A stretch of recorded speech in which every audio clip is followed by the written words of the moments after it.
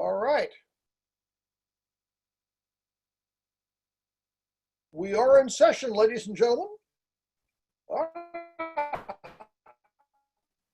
My bell is broken. Welcome to the Rotary Club of Livermore. 56 members currently signed on. Let us begin.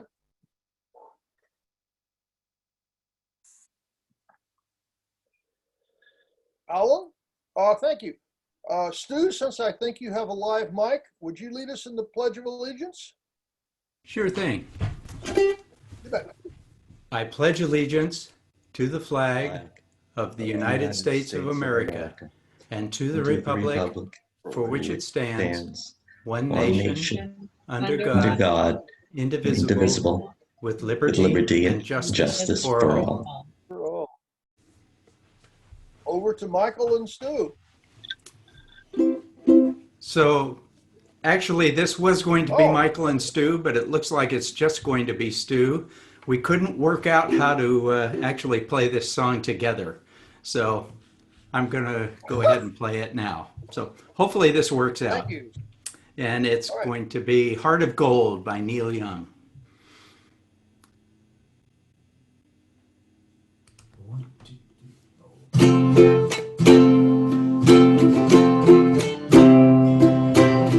I want to live, I want to give. I've been a miner for a heart of gold. It's these expressions I never give that keep me searching for a heart of gold. And I'm getting old. Keep me searching for a heart of gold. And I'm getting old.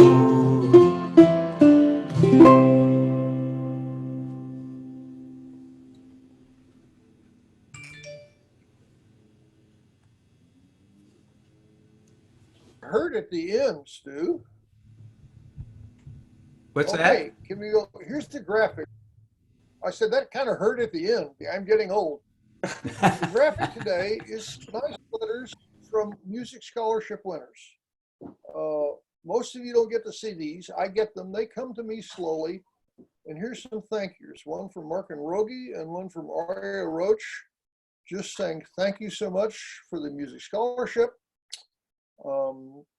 It's nice to see that what we do for the community, what we do in the arts and other things is appreciated. So there's a graphic from the kids. Thank you, kids. Next on.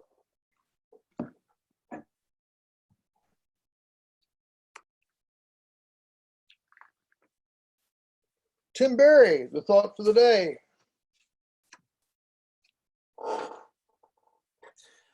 Next Sunday is Mother's Day, and I have a little Mother's Day song by Eddie Arnold for you.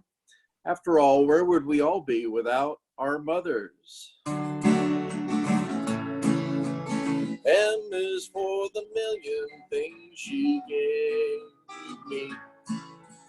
O means only that she's growing old. T is for the tears she shed to save me. H is for her heart of purest gold. E is for her eyes with love light shining.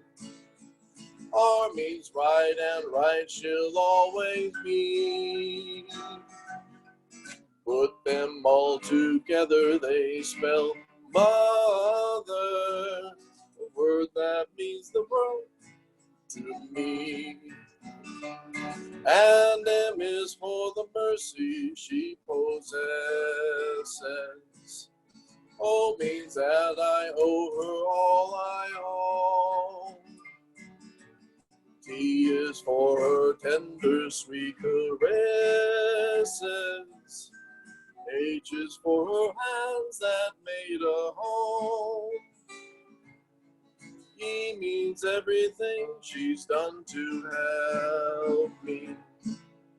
R means real and regular, you see. Put them all together, they spell mother, a word that means the world to me. Hey, Tim, thank you. Welcome, Jay. Just damn fabulous, as always. Okay, our meeting front line, as always, our Zoom host, Glenn Kubiak, master of electronics, wizard of the internet, and God knows what else. The sport reporter today is Joel Swanson. Alan Frank, who labors down in the boiler room and shovels coal to make the visuals. Thank you so much, Alan. Niall Runge, who is doing the videographic work. And we still get a lot of requests for our programs, by the way. Niall had to answer one just yesterday from a Rotary Club in the Bay Area who said, well, it's Tuesday, but I need a program on Thursday. Could you help me? So thank you, Niall. And Kathy Coyle, as always, in her stylish beret, doing the spur. All right, next. Do we have any visiting Rotarians amongst our motley crew?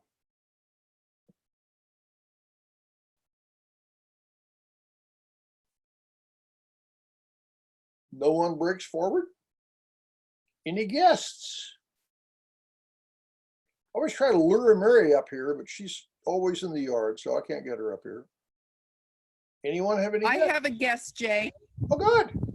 I have Not I have a guest. Chicken. Not a chicken. You do have a chicken. Yes, this is Henrietta. She's enjoying All the right. music. I'm so glad. Sheila, I saw a great line about somebody in England raising chickens, and one of her chickens was Margaret Hatcher, which I thought was just great. Okay. All right. Boy, I knew this was going to be fast. One thing about digital meetings is, now we're on to a special report from our own Bob Jacobs on what you old people should know to protect yourselves as the world economy crashes. Bob, you're up. That might be a little bit over enthusiastic, Jay, but I appreciate I try to do that. You know, I round up and we go from there. I appreciate the sentiment. All right. I will share my screen, and I talked with Carolyn because this is a super historic time for a lot of different reasons, and not the least of which is what's going on here locally, not just internationally. So what we have here is a presentation. I'm actually going to be doing this to a bunch of attorneys in short order. And oh my gosh.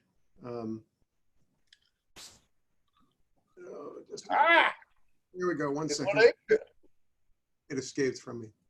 Here it is right here. And well, you're going to see this, it looks like. Get this to work on speaker view. All right.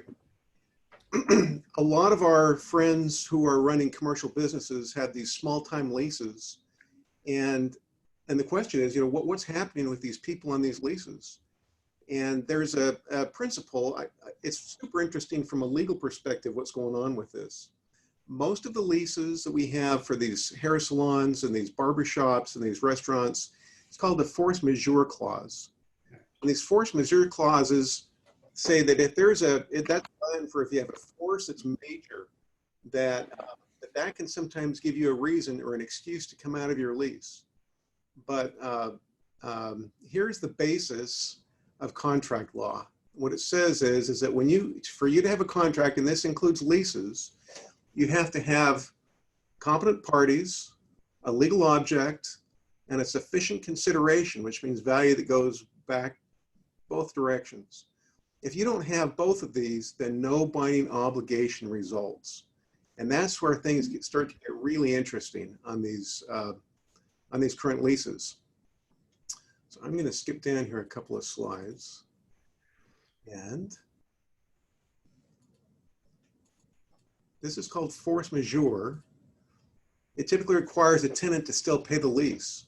So what happens is we have all these leases here and everyone still has to pay, even though you've got these clauses that say if there's an act of God like a fire or a strike, an act of war, those types of things, you still have to pay. So there are some exceptions, and here's a case example. A large hotel in Santa Barbara County wanted to provide its guests with golfing and country club privileges. At a nearby unaffiliated country club, the hotel signed an agreement with the club whereby the hotel would pay a monthly sum to the club. In exchange, all the hotel guests would be given golfing privileges, and then the hotel subsequently burned to the ground without fault of either the hotel or the country club. So the hotel wasn't rebuilt. The hotel's land was sold. The hotel refused to continue making the monthly payments, and the club filed suit. So the question is, who wins? You have a situation like that, and the hotels said, you know, we're going to pay you so much a month, and then the hotel burns to the ground. They can't use it. And the rule is it's called commercial frustration. In that situation, literally the hotel is excused from its contract because the very purpose of the contract was removed. That's this principle of commercial frustration. Here's another example right here.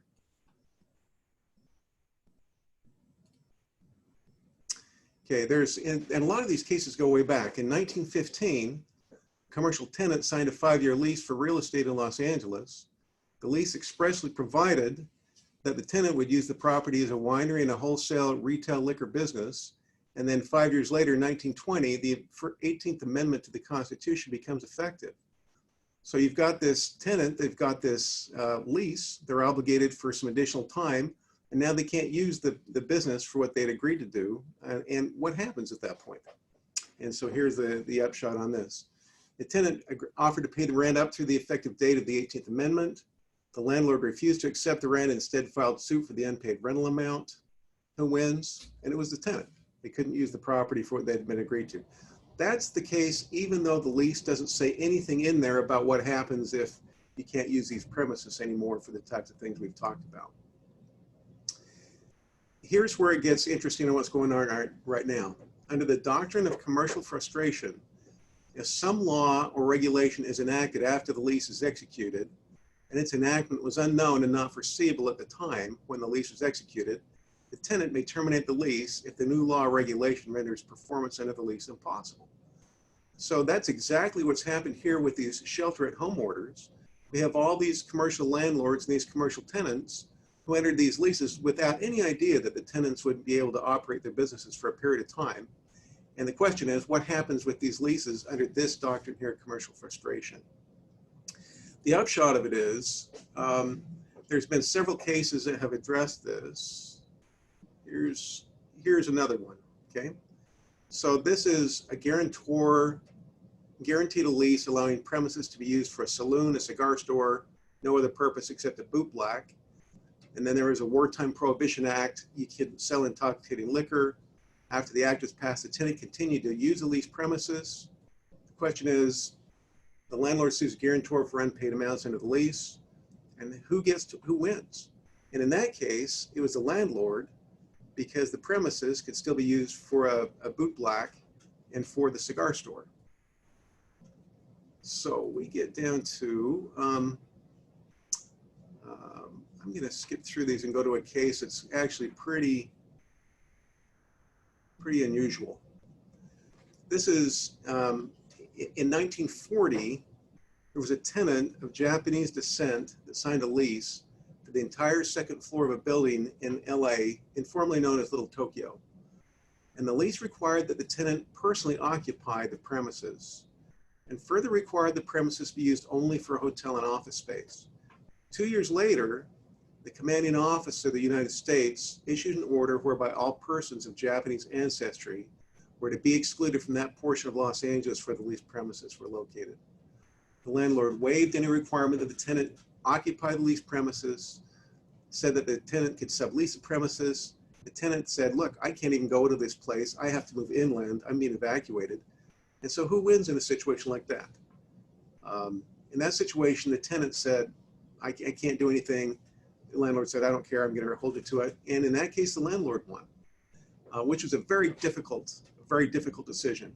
Thankfully, on appeal, the appellate court said that the tenant experienced an unconscionable hardship and was evacuated along with all the tenants of the hotel inland. And so they sent it back for further proceedings, but said, we have to see if the tenant really could perform the lease, but it wasn't just a blanket win for the landlord like it had been on trial.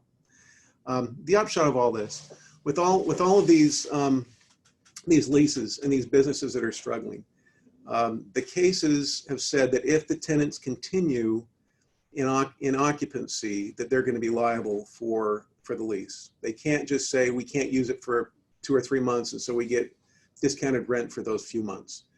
If they stay in the business, if they stay in the property, they have to pay the rent. And so there may be a basis for some of these tenants to cancel their leases early.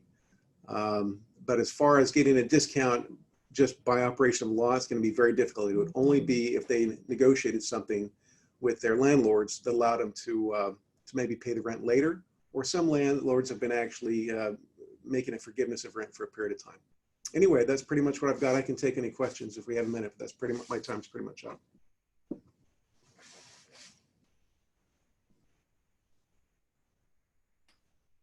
Jay, you're on mute. Can't hear you.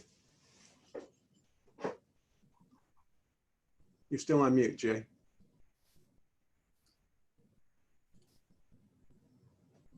Got it. Got it? Got it. Yeah. Bob, how many examples of this do you think there are in Livermore? Or is there more than you can imagine, or are there none? Oh, I'm sure it's everywhere. All right. Yeah, it's everywhere. Do people with these leases know that? I would be surprised, but I mean, I've seen on both sides. The thing about these commercial leases is the landlords most of the time want the tenants to be successful, because right. It doesn't do any good if they just have to vacate and then the landlord has to try and lease out to a new tenant in this kind of atmosphere. I mean, that doesn't work at all. So a lot of it is very cooperative, and I'm seeing a lot of different creative ways being used to try and get the tenants in a situation where they can continue. Thank you, Bob. Any other questions, folks? Bob, in the situation where the tenant, a tenant is residing in a leased apartment, say, the tenant can no longer pay the monthly rent, but wishes to remain in the apartment, probably because he no longer has a job or can get a job. So would the onus go to the owner? All these cases, there's a whole body of cases, and we've only talked just about a very few of them.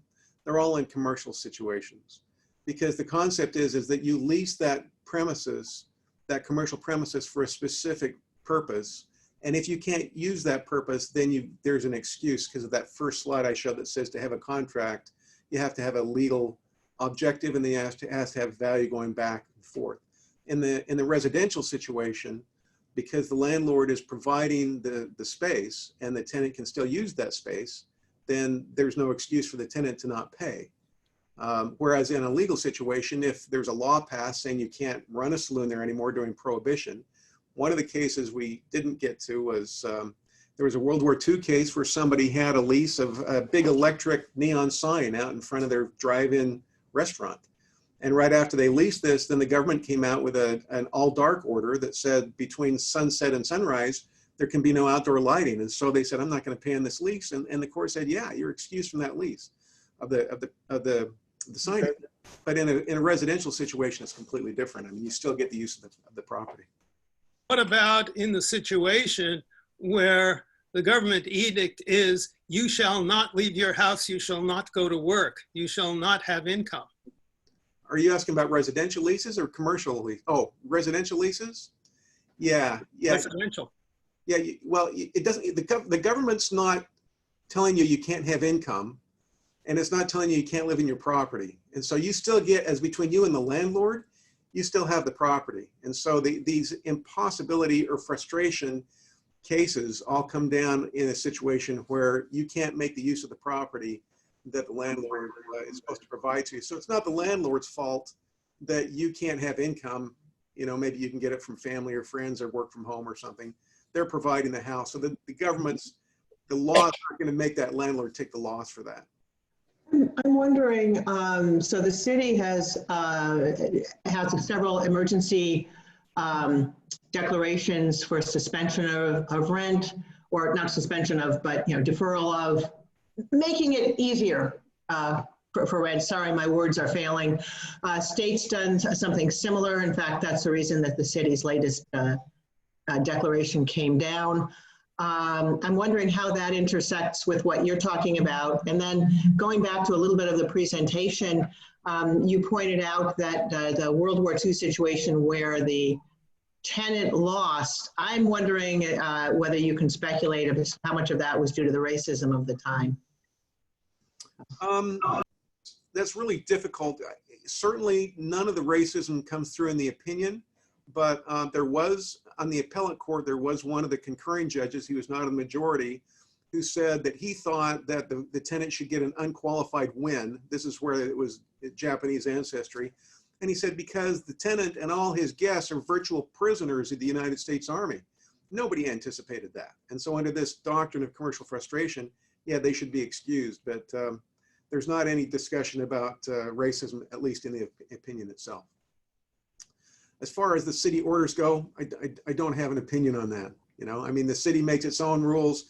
One of the rules about inverse condemnation, or it's called a taking, is if the government comes in and says, by golly, we're gonna either take your property like an eminent domain, or we're gonna issue an order that stops you from being able to use your property, then this governmental entity can be liable for that under condemnation theory. They can't just come in and take your property without compensation. So I haven't reviewed those orders. If they overstep their bounds to the point where it's going to cost the landlord's money, you know, then is there a question about inverse condemnation claims about the city, and do they have the authority to make these kind of issues? There's a lot of questions that surround those. I haven't reviewed all of those. Just to be clear, the city is in line with what county and state are doing, and it's not, it's delay of, not cancellation of.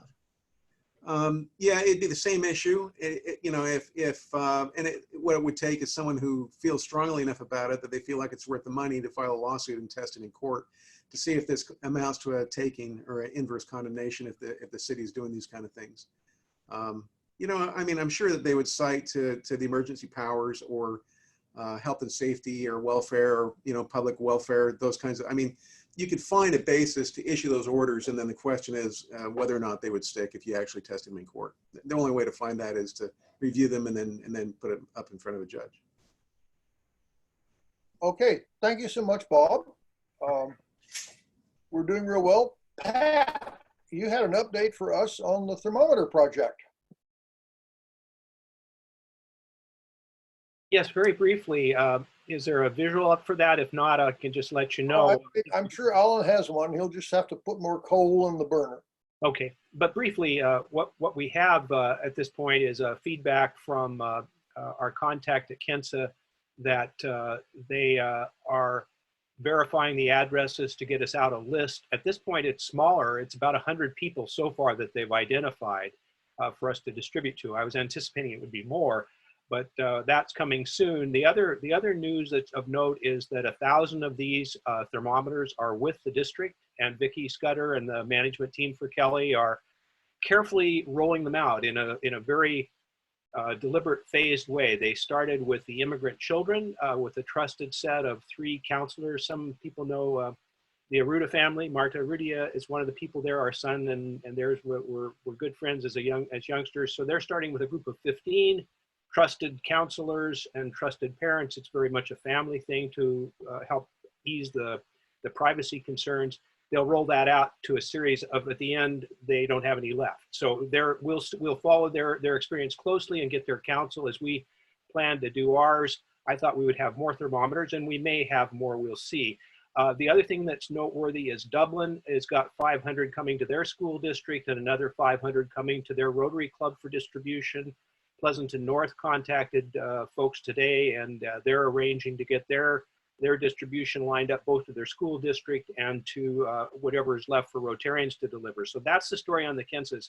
I do want to take just another moment, if I might, Jay. Two things. Oh, yes, you might. I learned You might. You will anyway, so go ahead. All right. So I want to be sensitive to that, but we also have an opportunity that I pulsed a number of you on last night about Foldscope. So if those of you who are not aware of Foldscope, stay tuned. We'll tell you more about that. But the exciting thing is Manu Prakash from Prakash Lab over at Stanford jumped right on the email thread and said, we can get you all the Foldscopes you need. Now, he didn't say we'll get them to you for free, but he jumped right on it.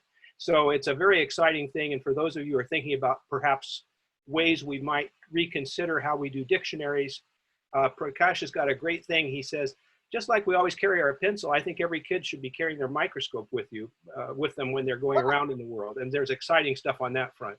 The other thing I would just mention for those of you who are thinking about music scholarship and how you do music in this environment, some of us joined a Rotary telethon the other day that raised $350K in about an hour. And some of the segments were recorded, like musical performances. Others were Rotary notables talking. So I just nudged Michael Ferrucci in a private chat to take a think about this. A colleague that we both know suggested some software that could be useful for putting those things together. And when I saw your letters from the music scholarship folks, I raised my hand briefly, Jay, but I said to Glenn, I'll just mention it here. So that's all I got. Thank you so much. Okay. We're well ahead of schedule. Over to the program. Andy, would you introduce today's speaker? I'd love to, President Jay, fellow Rotarians. Good to see you all. Sorry I've been AWOL for our Zoom meetings. Schedules, of course, have gone completely cattywampus in the last couple of months.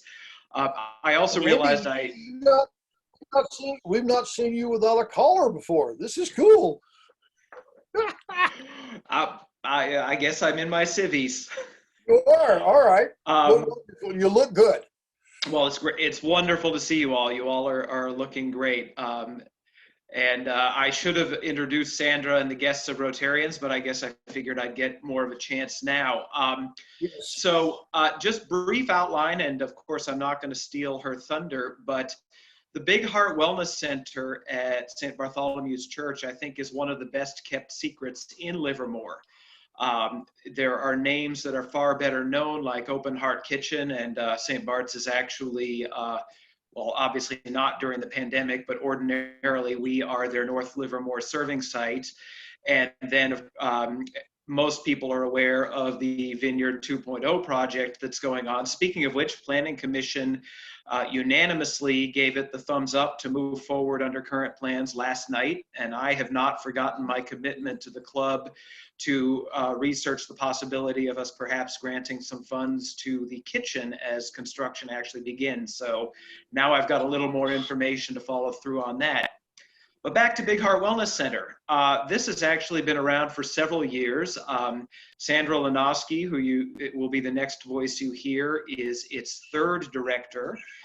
And it came about in response to the fact that we've had a food pantry open at St. Bartholomew's for the better part of 2 decades now. And one of my predecessors noticed that most of the guests coming to the food pantry presented needs well above and beyond the immediate needs of the food that they were receiving. And so she wanted there to be a sort of one-stop shop at St. Bartholomew's for many of the other services and referrals that our guests were really needing. And that's where Big Heart Wellness Center came into being. I won't say more than that. You'll hear Sandra say much more eloquently than I could the details of that. But Sandra herself is a longtime member of our congregation. She was active at St. Bart's long before I got there. She is a graduate of Mills College and has a master in social work from USC with a minor in business. She's currently through Grand Canyon University working on a doctorate in organizational thinking and behavior with an emphasis on organizational doctrine. That's a mouthful. I want to sit down with her one of these days and find out more what that's all about because it sounds fascinating. She's also been a student before at the Hong Kong University of Science and Technology, where nominally she was studying the work of lithium batteries, but it was also her opportunity to really take a deep dive into the people and the culture of China. And that has actually played into her work as director of the Wellness Center quite a bit, because a good number of the clientele are Chinese immigrants whose first language and sometimes only language is Mandarin. With that, I think I'm going to hand it over to Sandra, who will tell you about the wonderful work of the Wellness. Thank you. Andy? Thank Yes, you. sir. Yes, sir. How are you? How is everyone? We're good. Thank you. I guess everyone's muted, yeah? Thank you. Thank you for your time and the privilege of being here. And I sit here humbly, very present and thankful, very thankful for this opportunity. I want to first and foremost say that the Big Heart Wellness Center welcomes everyone. We accept people one heartbeat at a time, if you will. Since it's called the Big Heart Wellness Center, a nice little nugget. Our goal is to empower individuals to meet their full potential. And by that, we collaborate with people in the community, and we just gather as a group. We have a board, and the goal is to assist in any way that we can. We believe in you, and we actually, you also, everyone listening, you're significant to us, and we value who you are, along with the individuals in the community, the families. It's a micro and macro culture of thinking. We assist along with the Interfaith Sharing Food Pantry. That is a member of the Alameda Food Bank. And Rosemary Young, some of you may know her, she has been overseeing that pantry for over 20 years. And we're very thankful for her guidance and also for her assistance. We also, at the Big Heart Wellness Center, assist with economics. We assist in however we can.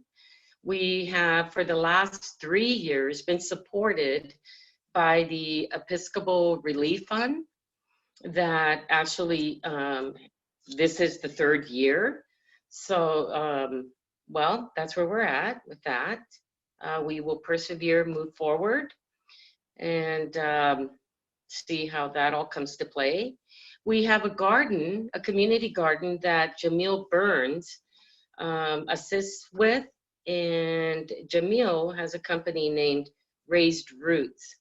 We're very thankful to have him. If anyone is interested in asking him any plant questions, he is a master in his field. We will provide that information for you. The biggest thing I think that we pride ourselves at the Big Heart Wellness Center, we're housed at St. Bartholomew's at 678 Enos Way. We provide mental health. I provide therapy at no charge in real time.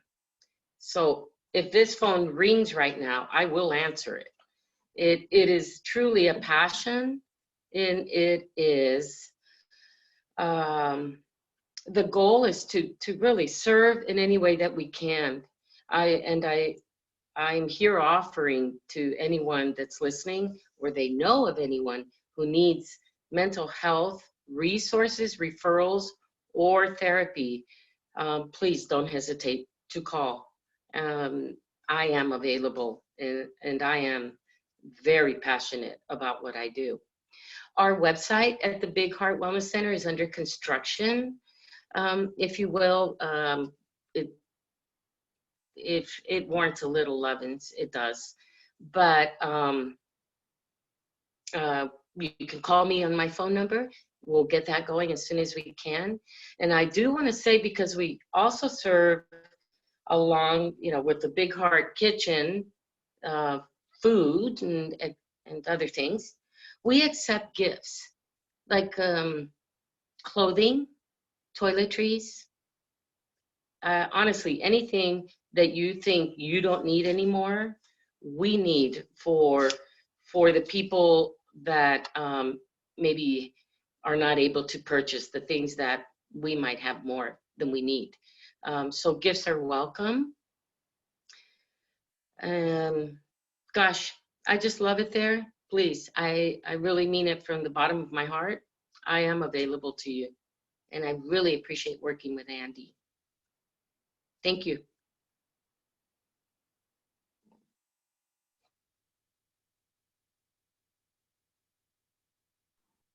Is it okay if I jump in with another detail that Sandra and I discussed right before this meeting?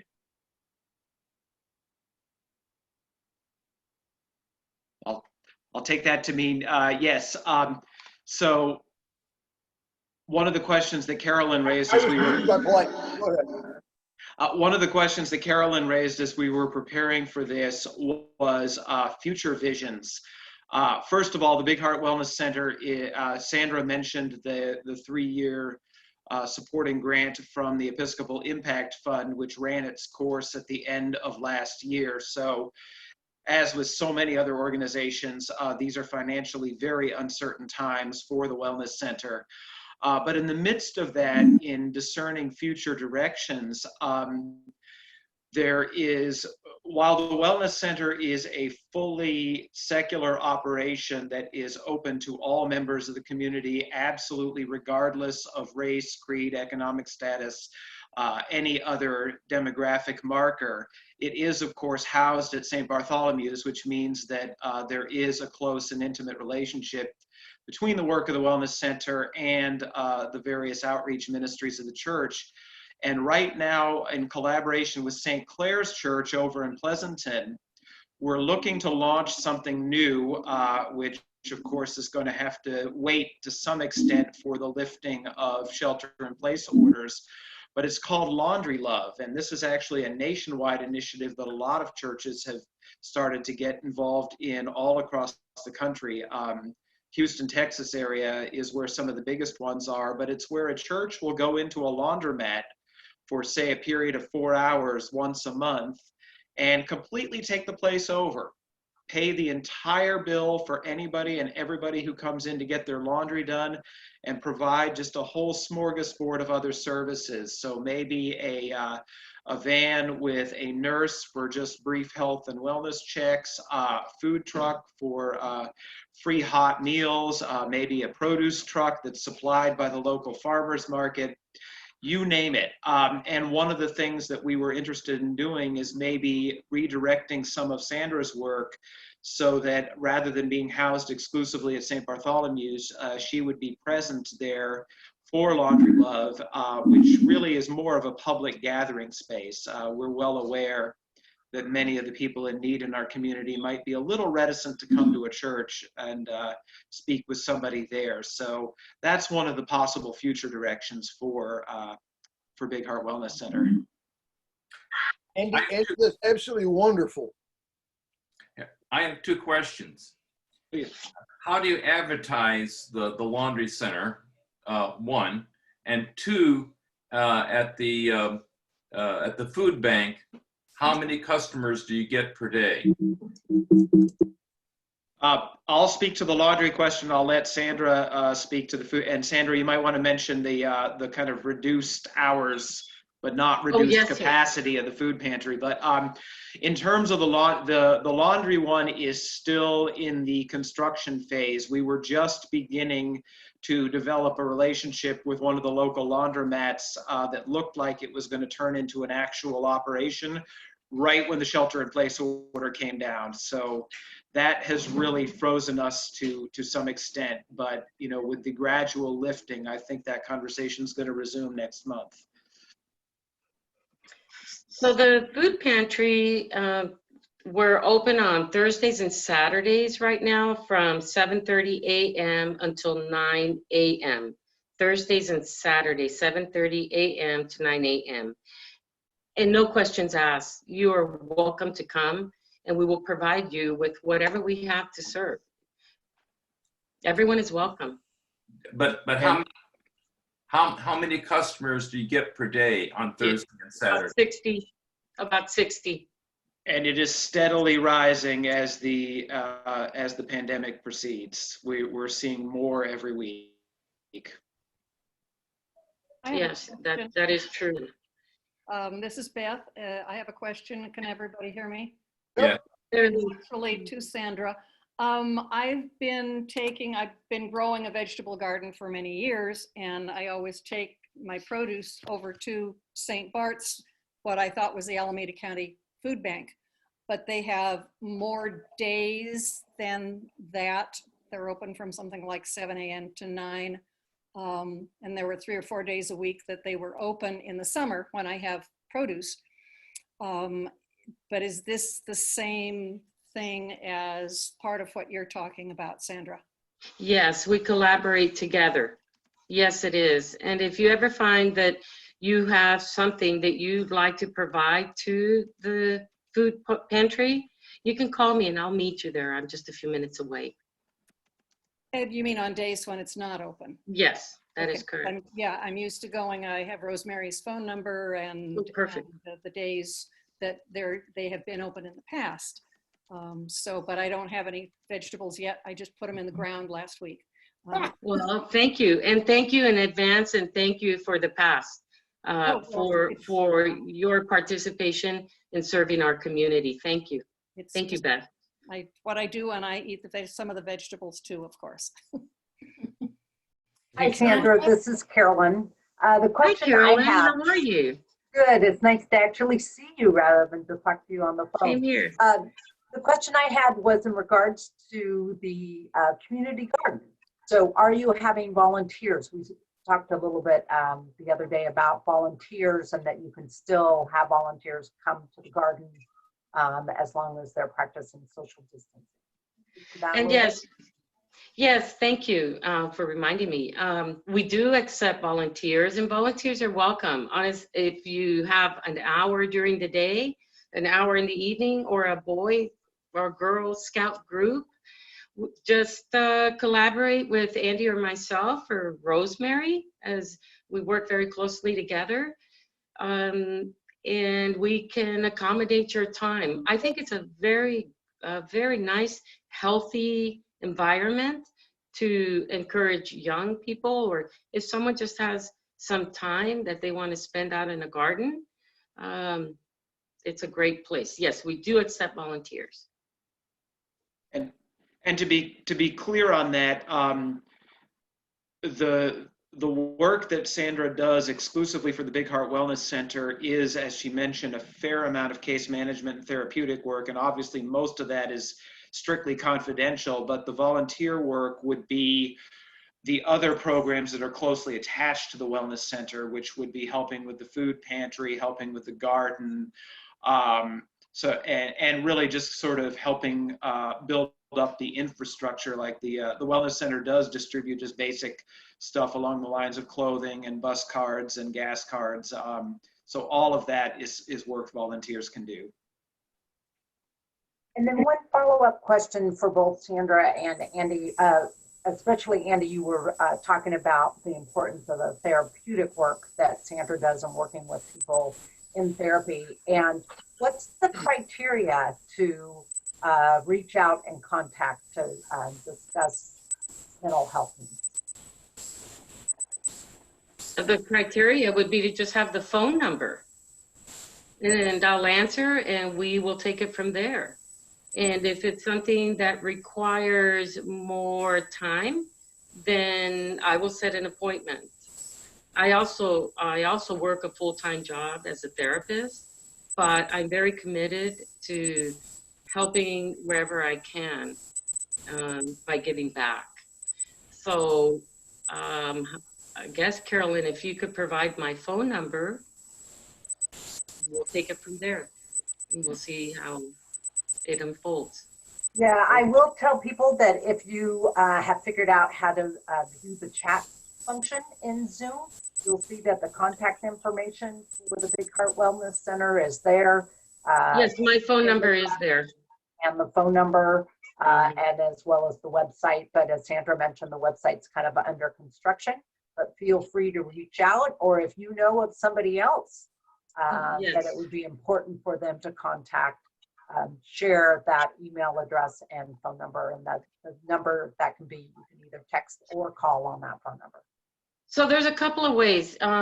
You could reach out to stbartslivermore.com or the Big Heart Wellness Center, which is B as in boy, H as in heart, W as in wellness, C as in, let's say cat, 678, right? Big Heart Wellness Center at gmail.com.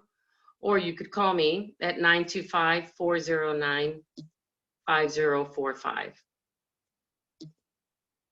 And I could speak a little to Carolyn's question about sort of criteria as well, because Sandra and I both operate under pretty similar, I don't want to say restrictions, but guidelines. So, you know, Sandra's got a Master of Social Work. I have a Master of Divinity, which means both of us have a certain amount of training in counseling and social work, but we are not licensed therapists. So we're a really great place to go if you say don't have insurance, or you aren't ready to pay out of pocket, and you're not ready to commit to, say, a regimen of 10 or 20 visits.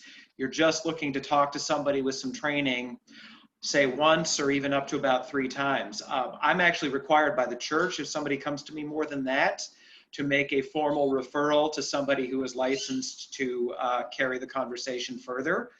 But for the short term, we're really a great option. So that's kind of the gap that we fill.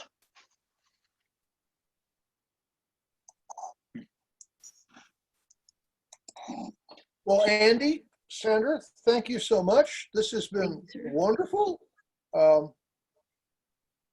I'm so glad there's so much we can do in our community. I'm still absorbing the lovely name Laundry Love, which I think is wonderful. Okay. Thank you. All right. So next week. Thank you for the Neil Young song also, and the mother song, and the chicken. Oh, no. Thank you so much. Next week, our own beloved Kathy Bowers will talk about distance learning and child nutrition during the shelter-in-place. God knows what the Livermore schools will be doing to get us into the next year. Okay. Thank you all so much. I think we're in adjournment. So if any of you want to stick around for a moment, Jay, I don't think I got my message to you. I wondered if you had a moment longer to test something with folks. Oh, okay. Go ahead. I was going to say let's hold it for next week, but you go ahead. Well, it's 1:15, so unless people are in a big rush, but if you prefer, I can hold it till next week. Your call. Oh, let's go. Go ahead. Okay, bear with me for a moment. I'll share this screen. What I'd like to know is whether people are interested in this mask as a potential fundraiser for the Lake Atitlan Food Security Program. The ask might be that a mask like this or this, there are others that are prettier. I'm partial to the lovely Guatemalan fabrics, but if these could be, if people would be interested in purchasing one of these and then having a share of their donation go to a food package prepared by Guatemala's United Way to feed a family for a couple of weeks, $20 would probably do it. Maybe the shipping and fulfillment is a little different, and it might be maybe instead of one mask for 20 and 15 of your money goes to the feeding program. Maybe you get a dozen masks for 50 or 60, and that feed gets the food and a hygiene packet. So I just wanted to check people's interest in that. I'll stop my sharing, and if people are interested, if they could just indicate in the chat that they're interested. We don't know the details yet, but if we had a show of hands that people think that would be a good fundraiser, that would be very helpful to know. Thank you very much. I appreciate your patience, President Jay. No, let's do it, Pat. That sounds good. God knows we may be wearing masks the rest of our lives. What I didn't know is whether... Which might be short, but let's do it. Especially for some of us. Thank you. But all right. Gentlemen and ladies, I think we are adjourned. Okay? Glenn, can I sit? Oh, never mind. Jay? Glenn? Yes, go ahead, Kathy. Go ahead.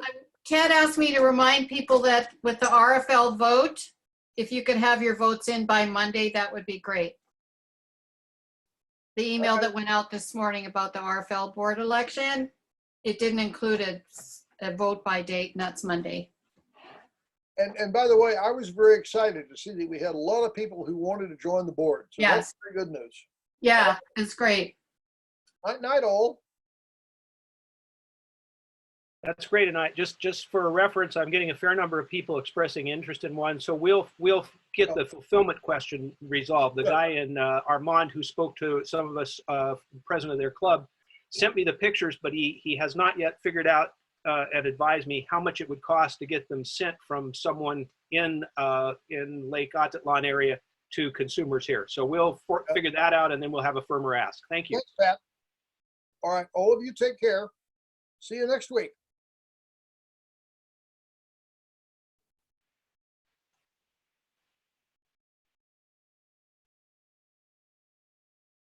I don't know how many people are here. I guess a lot of people are still here, Glenn. It's dropping off. I think a lot of people have the same question. Unfortunately, I have yard work going on in the background, so you might have a really distracting audio feed at the moment. So I think your question was to determine what, if you have the up-to-date version of Zoom. Was that it? Yes. Yeah, so if you go up to the, since you're on a Mac, go up to the, right next to the Apple in the upper left where it says zoom.us. Yes. Click on that, and then the very first row is About Zoom. Click on that. Yes. And version 4.6.7. yeah, so you will definitely want to go to the Zoom site and download version 5. Okay. You could go 5 down. It says check for updates. That might allow you to do it automatically. I see. Hang on. I was a bit busy writing version 5. Check for updates. Okay. Are other people listening to me here? Yeah, probably, but I think everybody can learn. Yeah, we appreciate it, Beth. Check for updates. I'm not showing anything, so I guess I will need to go to. Well, actually, really? Oh, that's interesting. Huh? I mean, it says check for updates, ... click. Then click on it, and it should say update available. It does not. Oh, okay. Well, once you quit the instance of this meeting, you might just come back into Zoom and try again, because I just tried on mine and it did. In fact, I'm one subversion out of date. I just updated it Monday, but it's already a little bit out of date. And if you have trouble with that, give me a call or text me. I think you have my number, and we'll walk through it. Okay. Glenn, can you tell us how we do this with an iPhone? No, I do not know how to do that. You mean the update? Yeah. Oh, yes. I think on the iPhone, you probably have downloaded the Zoom app onto your phone desktop. Yes. Yeah, so click on that and go to the Mac application store and download the most recent version. Okay. Okay. Straightforward. Yeah, I probably have it. Thank you. Okay. All right. Glad. Thanks for asking, everybody. All right. Stay safe. Good to see everybody. Bye. Bye-bye.